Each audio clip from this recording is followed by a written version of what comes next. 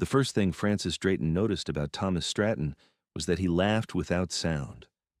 It was not the absence of laughter. His shoulders moved, his eyes creased at the corners, his whole frame tilted toward the joke the way a plant tilts toward light, but the room did not register it. Lord Enderby's drawing room was full of people performing their wit for one another, each bon mot lobbed like a shuttlecock across the gilt furniture, and not one of them looked at the young man in the window seat who was laughing harder than anyone. Frances had arrived at Enderby Park that afternoon with her father, Sir Philip Drayton, whose friendship with Lord Enderby dated back to their years at Oxford, and whose invitations were accepted less for the society than for the trout stream that ran through the lower meadow.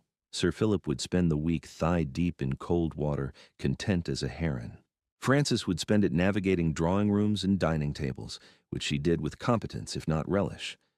She was 23, the eldest of 4 daughters, and she had learned years ago that competence was the quality most likely to be overlooked and least likely to be punished. It suited her.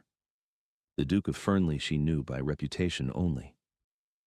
Lawrence Stratton had inherited young, his father dead of a fever when the boy was 17, and had governed his estates and his seat in the House of Lords with the sort of quiet efficiency that produced no gossip and therefore no fame.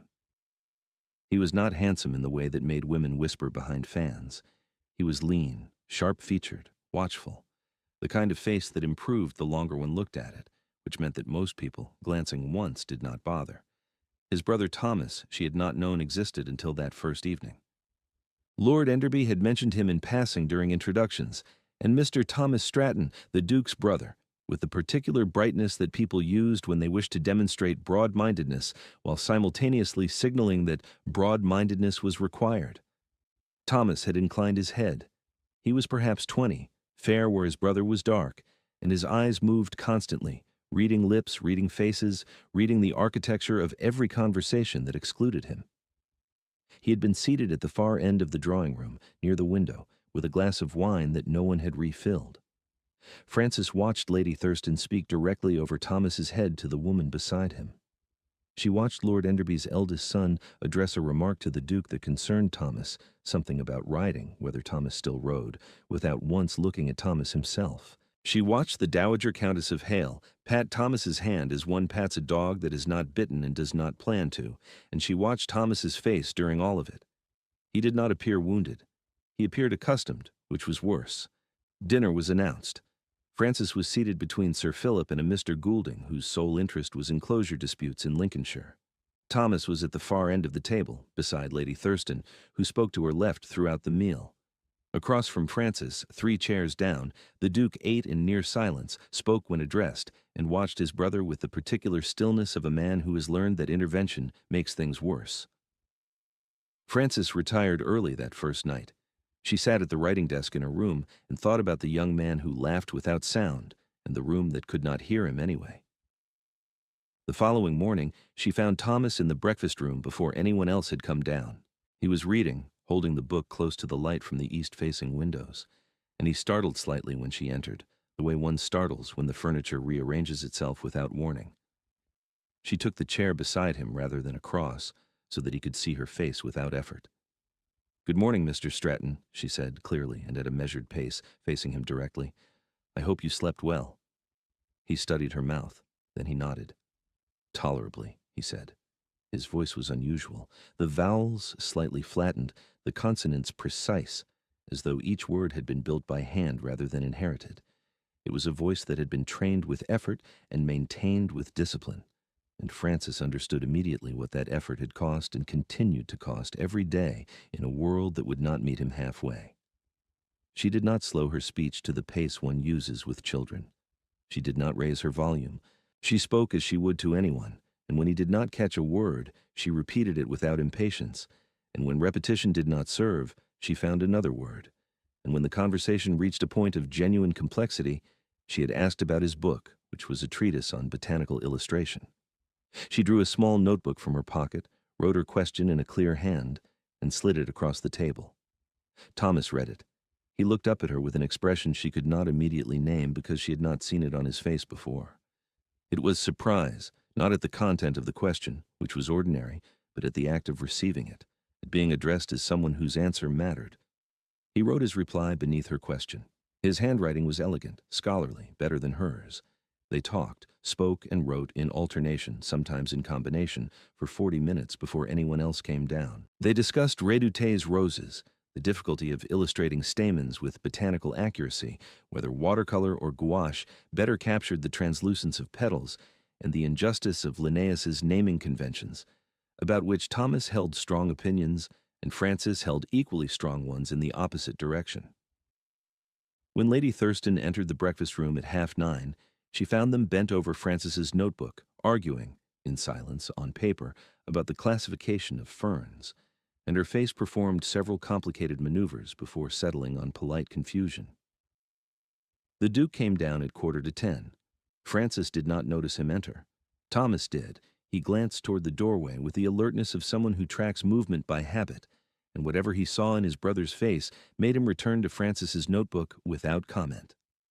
Lawrence Stratton poured his coffee, took a plate of eggs and toast, sat at the opposite end of the table, and said nothing. He said nothing that morning.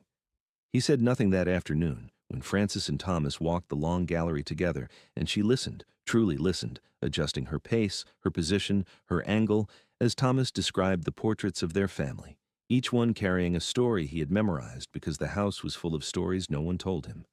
He said nothing at dinner, when Francis requested that her place card be moved so that she sat beside Thomas, and Lord Enderby's butler complied with the rigid face of a man who has been asked to do something irregular but not technically wrong.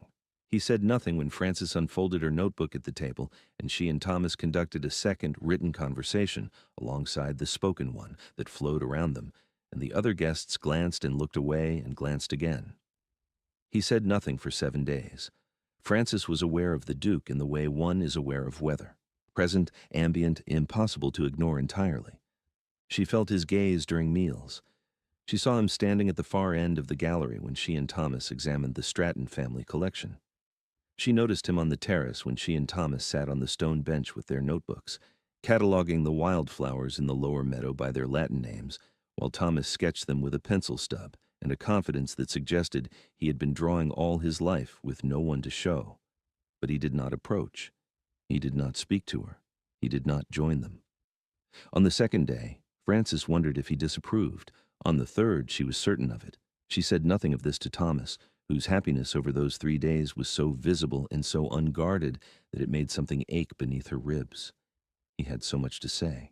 That was the thing that struck her most forcefully. Not that he had been excluded from conversation, but that he had been carrying all these thoughts, all these observations, all this intelligence, with no one to receive them. He knew the name of every bird on the estate by its flight pattern. He had read more widely than anyone she had met in London. He had opinions about architecture, about farming methods, about the new proposals for drainage in the eastern counties, and he had held every one of these opinions in silence because the world had decided, when he was small, that his silence meant emptiness. It did not.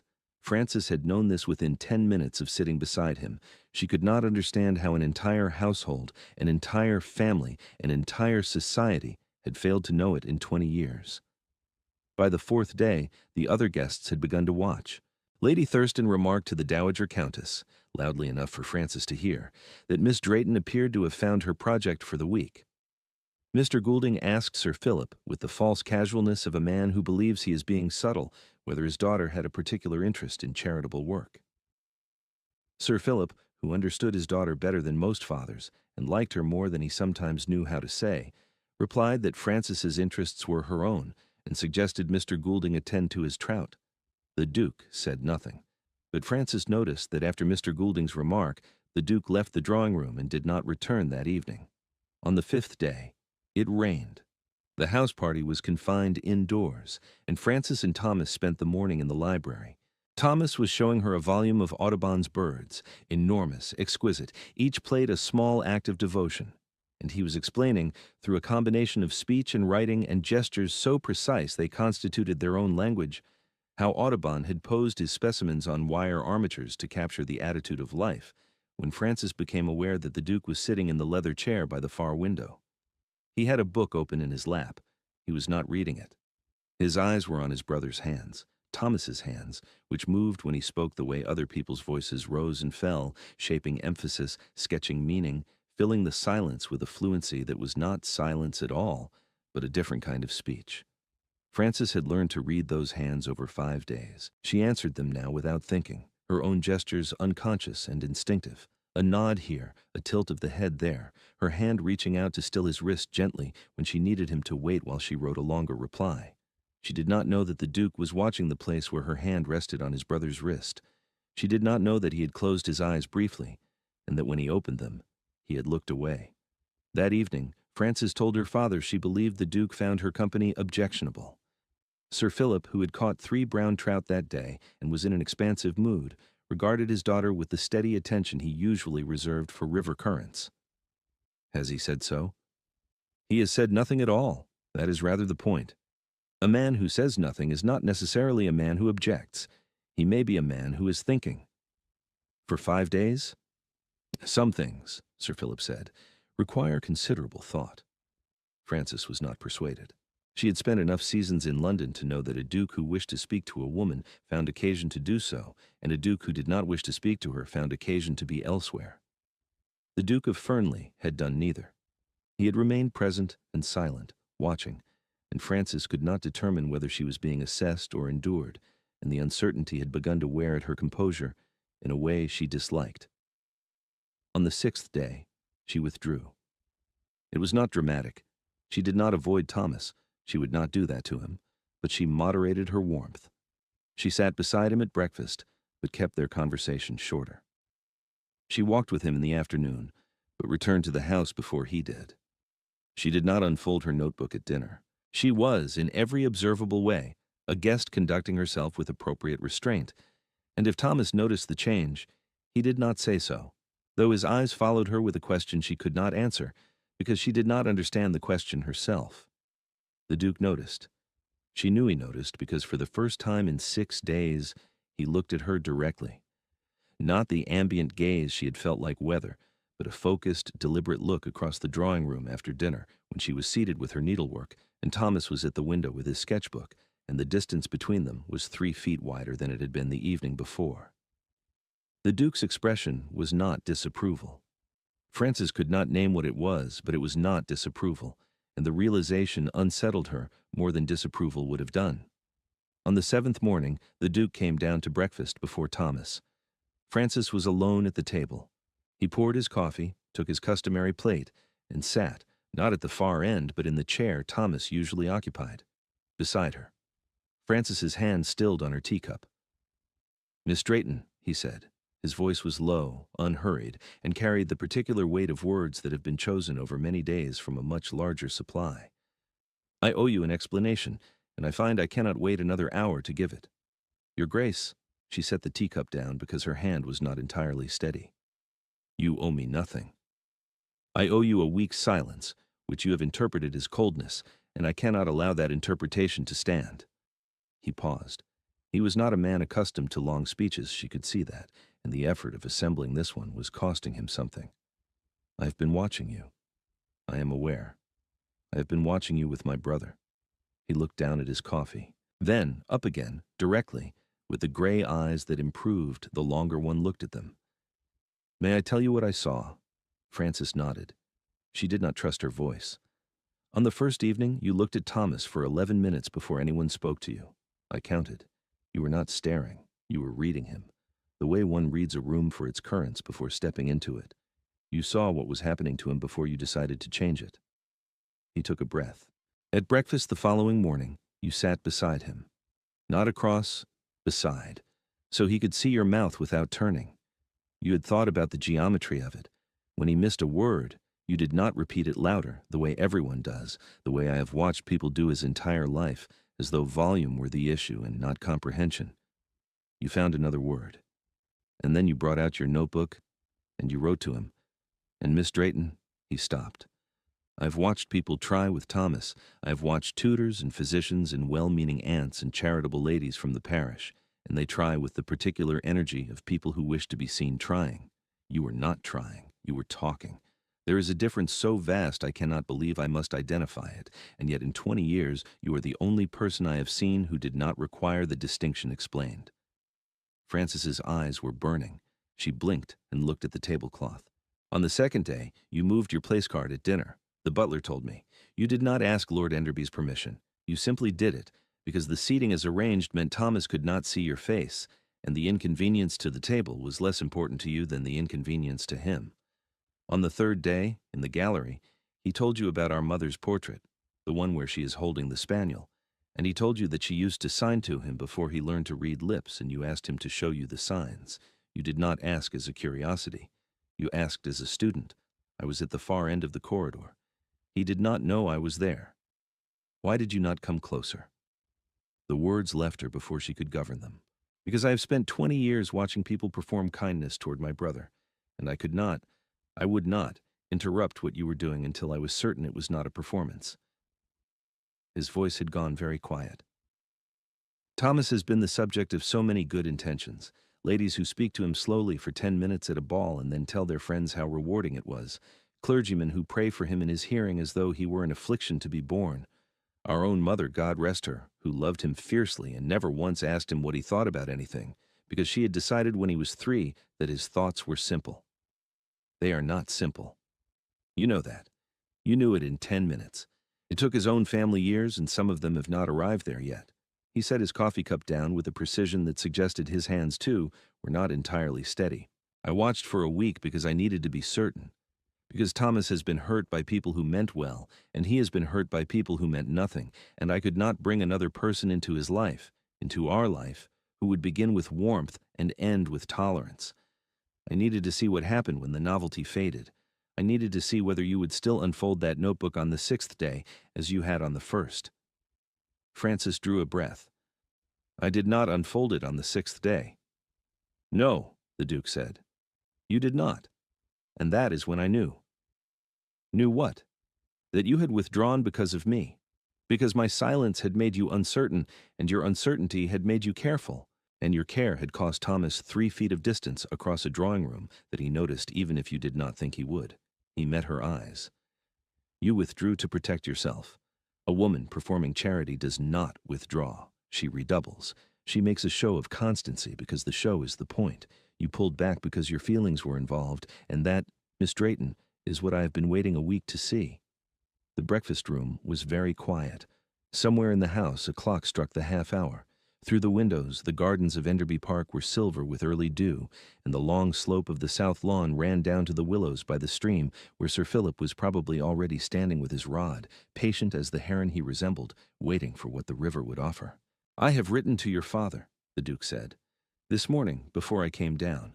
I should have spoken to you first, I know that, but I have spent 7 days in silence, and I found that once I began to act, I could not do it by half measures.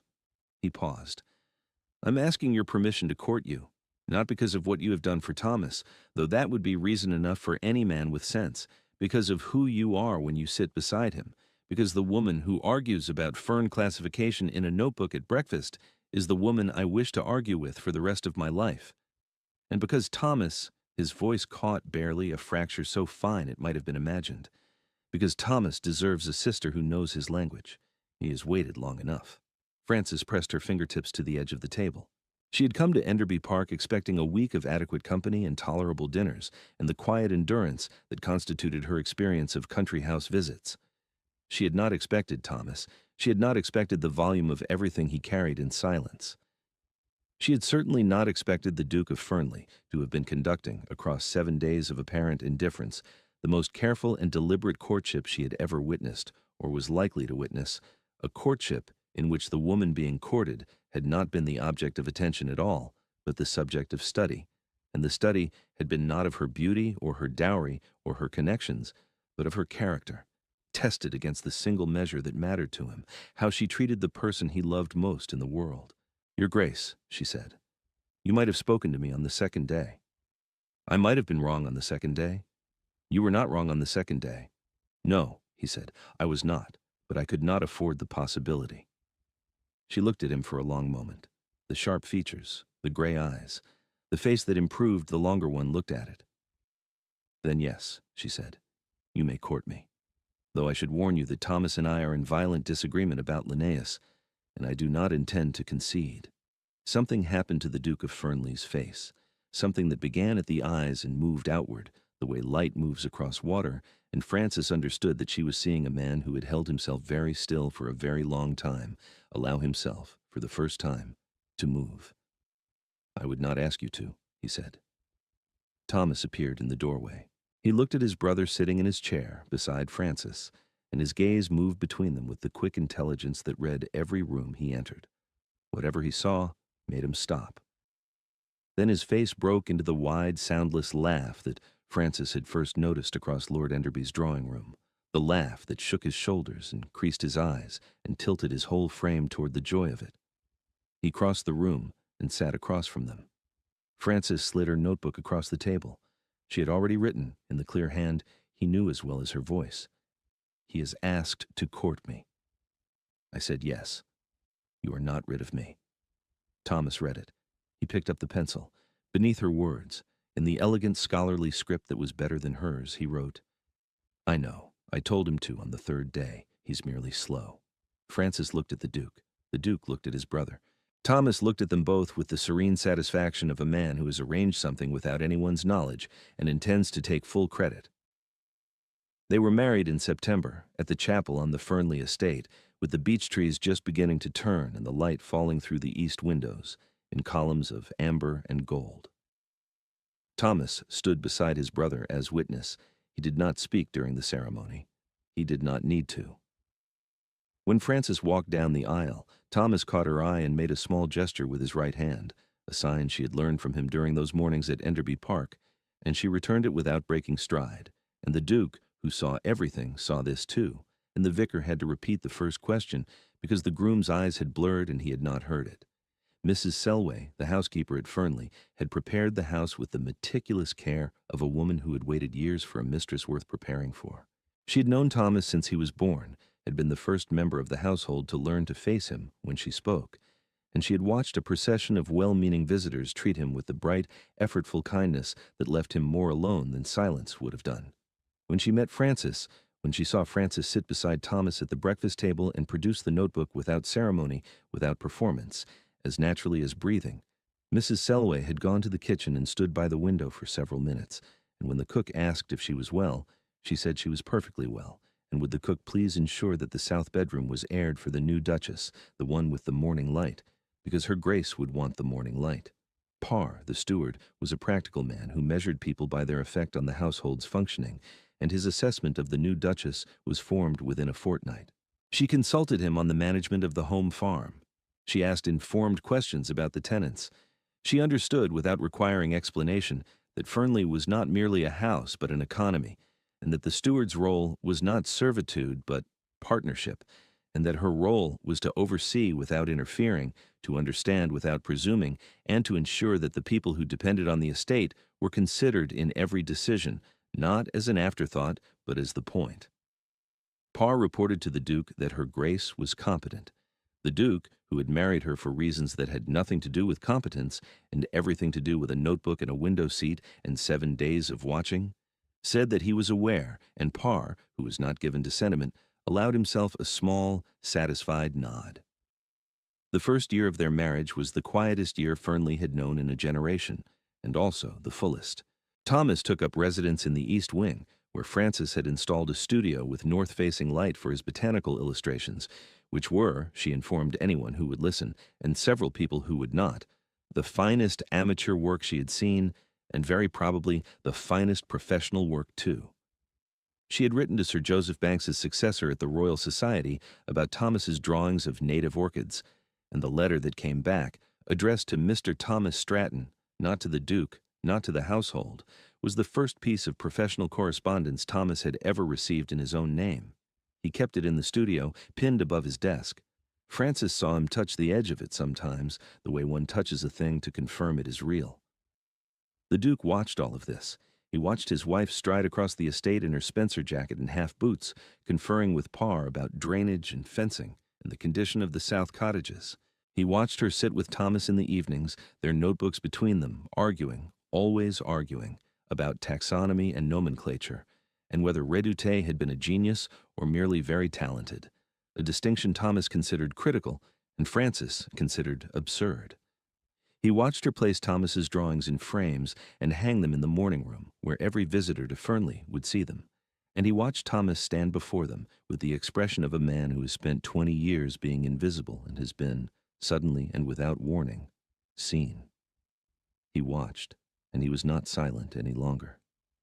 He told Frances what he observed. He told her at breakfast when Thomas was not yet down, and the morning light made the silver gleam. He told her in the garden, where she had planted a cutting from the roses at Enderby Park. He told her at night, in the south bedroom with the morning light she loved, when the house was quiet and Thomas was asleep in the east wing, and the only sound was the creak of the old beams settling and the occasional call of an owl across the park. "You have given him a country," he said once, and Frances, who did not cry easily and did not cry often, pressed her face against his shoulder and wept, because she had only sat beside a young man at breakfast and treated him as though he were interesting, because he was. Their first child was born in the second autumn, a daughter whom they named Philippa after Sir Philip, who had caught 4 trout the day he received the news and declared it the finest day's fishing of his life. Thomas drew the baby's portrait within hours of her birth, capturing with precise, tender strokes the crumpled face and the tiny fists and the expression of absolute outrage at having been evicted from somewhere warm, and Frances hung it in the morning room beside his orchids. Their second child, a son called Martin, arrived 2 years later, and it was Martin who first reached for Thomas's hands, not to hold them, but to watch them. Thomas had developed, over the years of Frances's presence, a fuller language of gesture, refined and expanded through their daily communication, and Martin, who could hear perfectly well, found this language fascinating. By the age of 3, he was using Thomas's signs alongside his words, switching between them with the fluid ease of a child who does not understand that the world considers one language real and the other a compensation. Philippa learned too. So did Mrs. Selway's niece, who came to help in the nursery. So did Parr, though he confined himself to practical signs, come, go, yes, no, the weather is turning, and performed them with the stiff dignity of a man who has been persuaded to do something undignified and intends to do it well. By the time Philippa was 7 and Martin was 5, the household at Fernley had become something that visitors noticed and could not quite name. It was not that Thomas was accommodated. Accommodation implies a problem being managed. It was that Thomas was present, fully, entirely, unremarkably present. The table was arranged so he could see faces. The servants faced him when they spoke. The children moved between words and signs as naturally as they moved between English and the schoolroom, French their governess insisted upon. Thomas was not a problem that had been solved.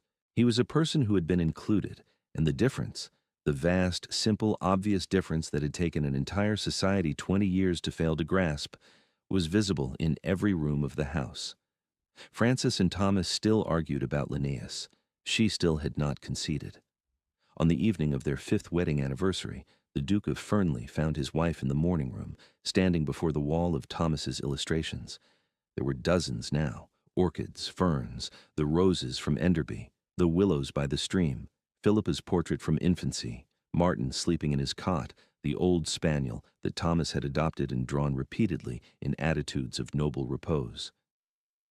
The morning room had become, without anyone designing it, a gallery of one man's attention to the world, proof, if proof were needed, that a mind excluded from conversation is not a mind without things to say. Frances was holding a letter. The Royal Society had invited Thomas to present his illustrations at a formal exhibition, not as a curiosity, not as a charity case, as a contributor. "He will be terrified," she said. "He will be magnificent," the Duke replied. Frances looked at her husband, the sharp features, the gray eyes, the face she had been looking at for 6 years now, and which still improved the longer she looked. "You watched me for a week," she said, "before you spoke." "I did. What would you have done if I had been performing?" He considered this. "I would have thanked you for your kindness to my brother. I would have ensured Thomas was not hurt when the performance ended, and I would have continued alone." "You would not have married." "I would not have married." He said it simply, without drama, as a fact about the weather. "Thomas is the measure. He has always been the measure. Not because I am selfless, I am not, but because the way a person treats someone who cannot benefit them is the only evidence of character that cannot be faked. Everything else is negotiable. That is not." Frances folded the letter and placed it on the table beside Thomas's latest drawing, a study of clematis, the petals so finely rendered they appeared to tremble. "I did not sit beside him to pass a test," she said. "I know. That is why you passed it." The morning room was quiet. Through the windows, the park stretched away to the south, the beech trees fully turned now, copper and gold against the gray October sky. Somewhere in the house, Philippa was practicing her scales on the pianoforte, each note arriving with the determined imprecision of a 7-year-old who has been promised pudding if she finishes. Somewhere else, Martin was signing to Thomas's spaniel, who could not understand the signs, but wagged his tail regardless, because the attention was the point, not the comprehension. Thomas was in his studio, preparing for an exhibition he did not yet know would change the way 300 people in a London gallery understood what silence contained. He was arranging his drawings in the order he wished them to be seen. He was not arranging them chronologically or by species. He was arranging them by feeling the quiet ones first, then the vivid, then the ones that made him most afraid, because those were the ones that mattered. He did not know yet that when he arrived at the exhibition, Frances would be beside him, that she would carry the notebook, the same notebook refilled twice now, the leather cover softened with years of handling, and that if he needed her, she would write for him, and if he did not need her, she would stand beside him anyway, because standing beside someone is not the same as speaking for them, and she had understood the difference from the beginning. He did not know that the Duke would stand at the back of the gallery and watch, as he had once watched from the far end of Lord Enderby's drawing room, and that this time the watching would not be a test but a prayer, the particular prayer of a man who has been given more than he knew to ask for, and is afraid, even now, to believe it will last. It lasted. They arrive here, like a hand held still until it is understood, whenever they are ready.